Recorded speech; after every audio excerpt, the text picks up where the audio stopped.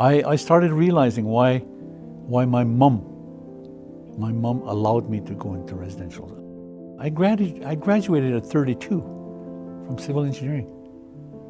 And as I was coming down by receiving my award, was my mom against the wall.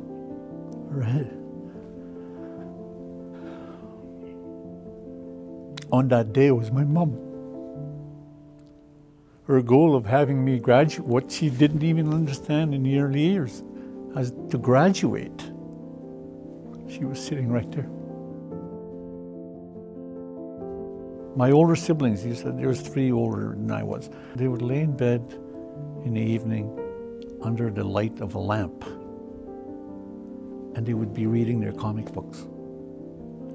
And I would snuggle up to my older brother, my older sister, and then my other older brother, and just watch them read these little comic books. And you know, on my way to school, that first day when my mom had to do this, she said, "My boy, you're going to be able to read comic books."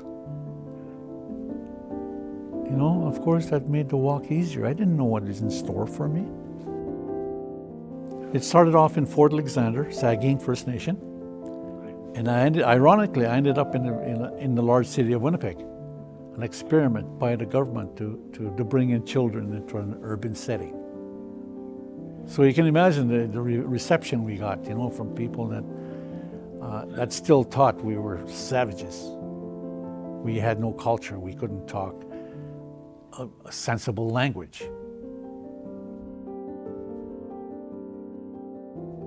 Behind me is the Assiniboia Residential School classroom. It was not the residence, it's a classroom which opened up in 1958. And I was here for the first 2 years. We were quite excited to leave our residential schools, like not only Fort Alec, but Cross Lake, Norway House, and because of what happened there. So it was kind of not a mystery, but we looked forward to coming here to see a change, you know. That was my pillar.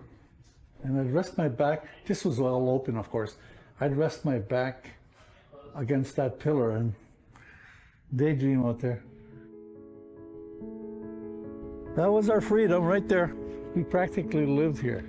Anything that young kids do, we did it out here. Sports. We even tried learning to dance here. You know, there was a big building over here, sort of protecting us from the sight of the big school. So the guys would play these little cassette radios. It's a little embarrassing to think that we were trying to dance. You get the hang of it? Never did. We were still incarcerated. You know, we were separated from our families, our loved ones. Adaptability, I think, is our characteristic when we were in school. We'd adapt to certain things, you know, to all forms of abuse and to lifestyles. And unfortunately, adaptability sometimes has damaged our path to healing, you know, and I've lost, oh my goodness, probably 75% of my schoolmates. Part of the method of losing them, of course, were accidents, and a lot of times I came to accept the fact that those were not accidents, you know. Whatever happened with the keepers, and I'm not saying that every one of those keepers were bad, but you can point to little things that happened to a majority of them was meant to belittle you as a person. You weren't a real person. You were a savage. You spoke a language that didn't mean anything to the world. So you couldn't but with any means or at any circumstance speak that language.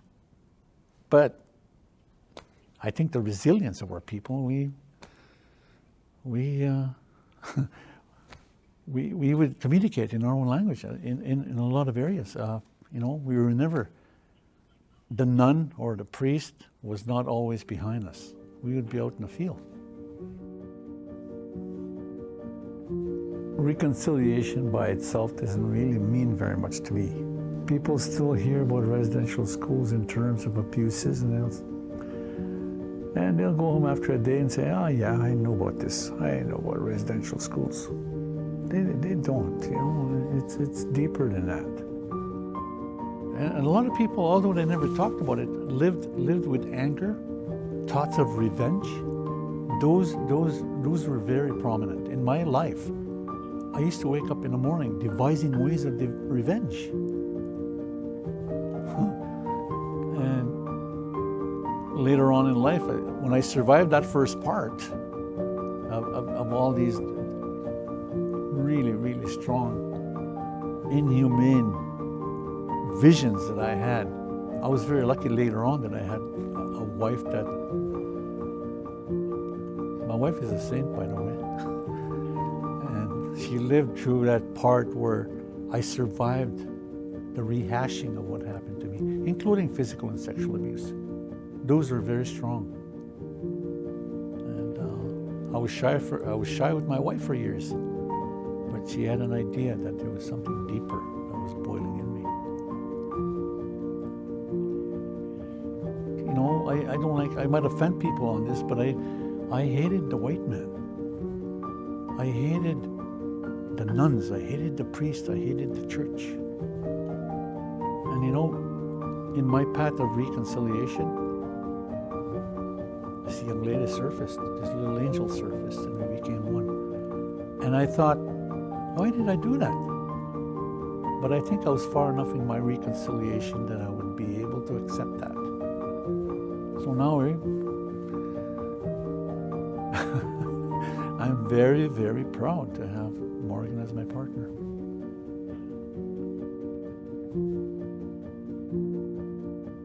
There's a light coming up.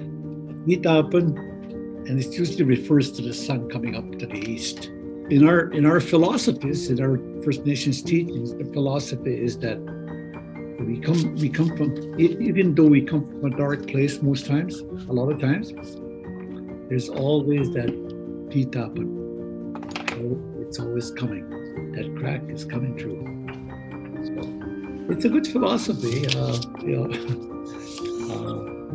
I've lived through that most of my life, of course. And, it helps individuals deal with what the situation is. And those situations will come no matter what.